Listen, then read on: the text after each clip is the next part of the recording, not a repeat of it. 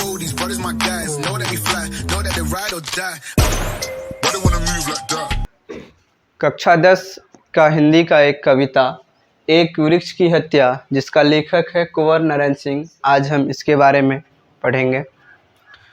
पहले हम लेखक परिचय कर लेते हैं। कुंवर नारायण का जन्म 19 सितंबर 1927 फैजाबाद उत्तर प्रदेश में हुआ और इसका निधन 15 नवंबर 2017 लखनऊ में हुआ। इसका कुछ काव्य संग्रह है, जैसा कि चक्रव्यूह, हम तुम, इन दिनों, अपने आमने सामने, कोई दूसरा नहीं, ये सब इनका काव्य संग्रह है। यह कविता एक वृक्ष की हत्या इन दिनों से ही संकलित किया गया। इन दिनों काव्य संग्रह से ही यह कविता लिया गया है, एक वृक्ष की हत्या। इसमें कवि इसके माध्यम से प्रकृति संरक्षण, पर्यावरण के संरक्षण के बारे में हमें बताता है और किस प्रकार एक वृक्ष का अहम योगदान है एक पर्यावरण में, हमारे समाज में, हमारे प्रकृति के लिए। इस बात का चर्चा इस कविता में किया गया है।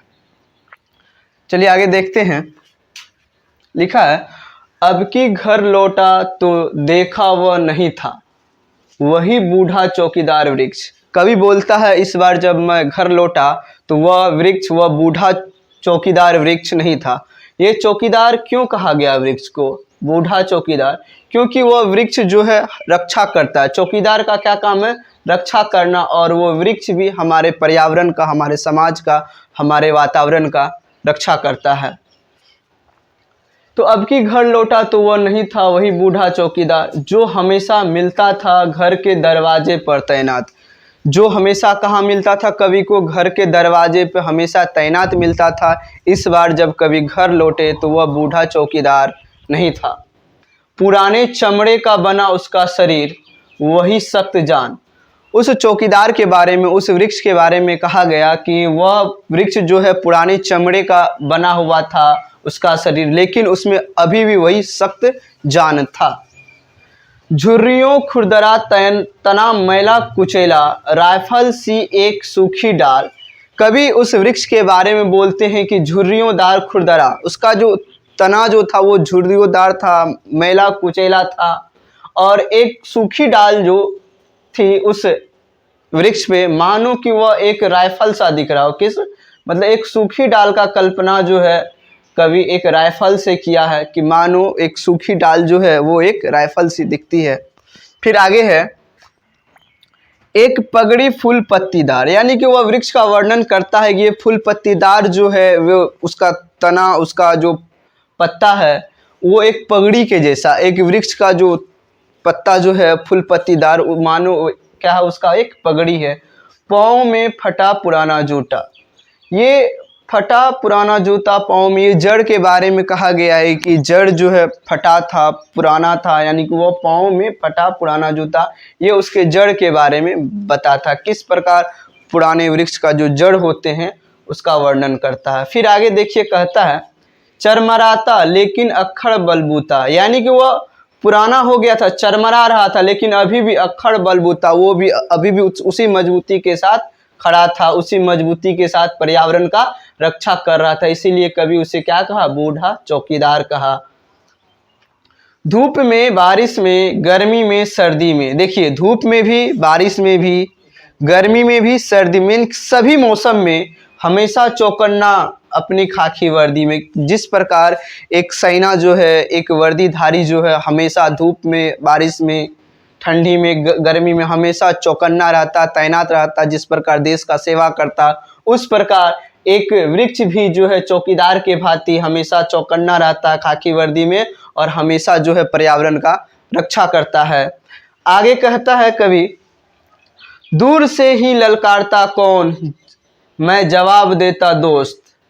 जब भी कभी उसके आसपास जब जाता था तो मानो कि वह वृक्ष कवि से बोल रहा है, कौन हो तुम, ठीक है ना। कवि उसके साथ संवाद कर रहा है, उससे बात कर रहा है, कि जैसे वो कवि अगर उधर से जाता था या उस पेड़ के नज़दीक जाता था, मानो वह पेड़ जो है कवि को दूर से ही ललकारता कौन, मैं जवाब देता, यानी कवि कहता था कि मैं तुम्हारा दोस्त हूँ। और पल भर को बैठ जाता उसकी ठंडी छांव में, और कुछ देर के लिए वह कवि जो है उसके छांव में, शीतल छांव में आराम करने लगता था, कुछ देर के लिए बैठ जाता था, थकान मिटा लेता था।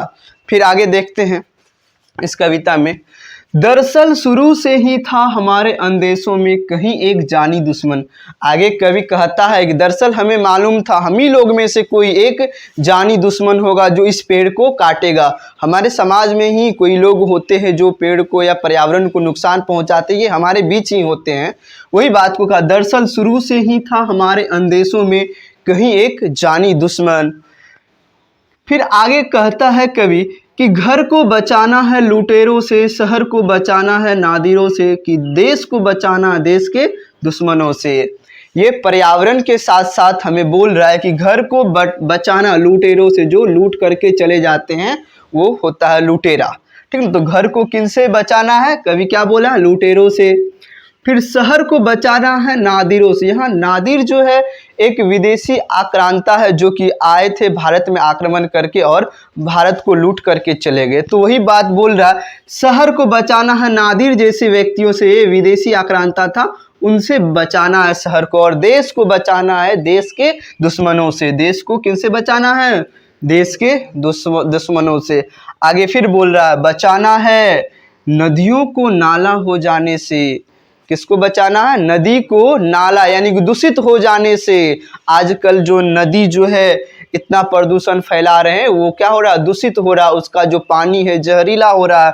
तो वही बोल रहा, नदी को क्या हो जाने से, नाला हो जाने से बचाना है। हवा को धुआं हो जाने से बचाना है। आजकल हम लोग इतना तो तरक्की तो कर रहे हैं, तरक्की के लिए हम पेड़ पौधा काट रहे हैं और ज़्यादा से ज़्यादा उद्योग से धुआं निकाल रहे हैं, गाड़ी उड़ी से धुआं निकलता है, जिससे क्या हो रहा है, धुआं कहीं ना कहीं हवा अब क्या हो जा रहा है, धुआं। तो वही कवि बोल रहा है, हमें हवा को धुआं हो जाने से बचाना है और खाने को जहर हो जाने से बचाना है। खाने को जहर हो जाने, जब से औद्योगिक क्रांति आया, जब से हरित क्रांति आया, तो हरित क्रांति में अधिक पैदावार के लिए लोग सब जो है ज़्यादा से ज़्यादा ये कीटनाशक का प्रयोग और रसायन खाद का प्रयोग करने लगे। इसके कारण क्या हो रहा है, खाना जो है क्या हो जा रहा है, जहर। तो कभी यही बोल रहा है कि खाने को जहर हो जाने से बचाना है।